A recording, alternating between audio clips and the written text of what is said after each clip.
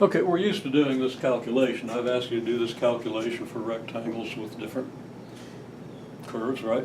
Different surfaces, okay? So we know how to do that. We know how to use the vectors along the sides of the thing to get the approximate normal and all kinds of stuff, right?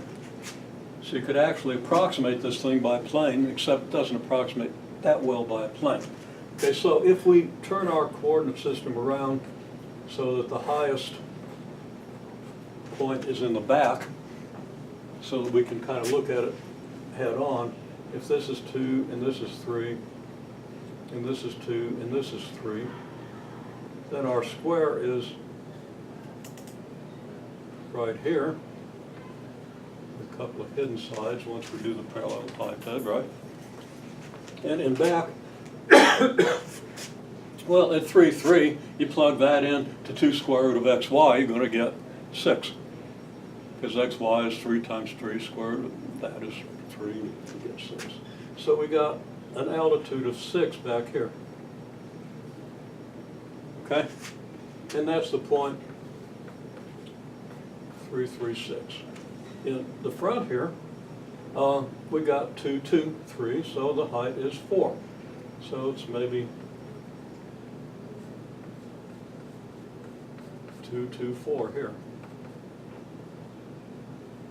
And here, we plug in 2 and 3. Either at this point or this point, we're going to get the same thing, which is 2 square root of 6. Square root of 6 is about 2.4, 2.45 or something like that, pretty close to 2.5. So I think actually we get a height of about 4.9. Okay? So that's 4 and that's 6, 4.9.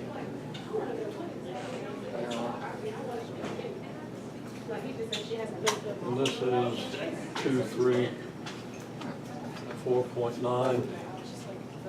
And this one is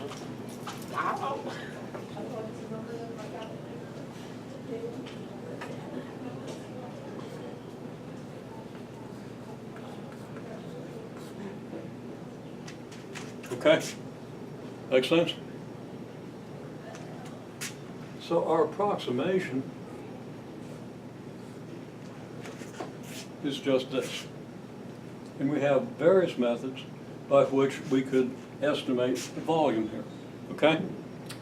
But since the change in height from here to here is 0.9 and from here to here it's like 1.1, the slope here and the slope here aren't that much different, okay?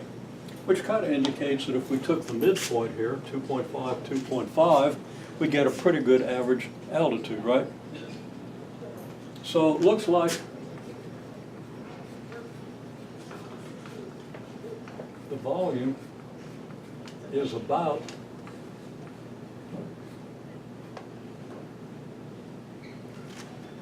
okay, I'm not going to go into detail on this. You know how to get the volume.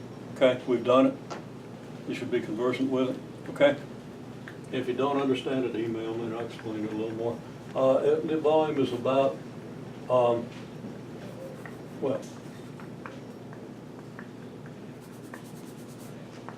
uh-oh, I've got a problem. Oh, yeah. We start at z equals 2 down here, right? In this case, the volume is about 5, right? And that's above xy plane.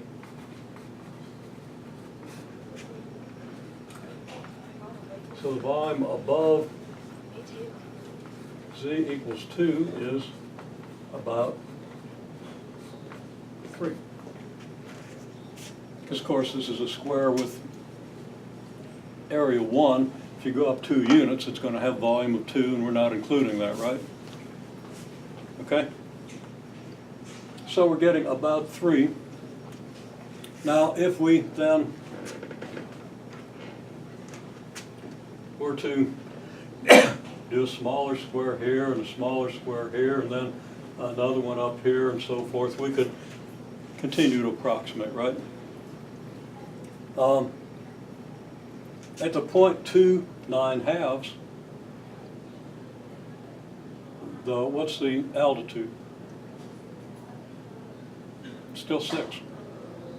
2 times 9/2 is 9, square root of 9, and so forth. Now you can figure that out.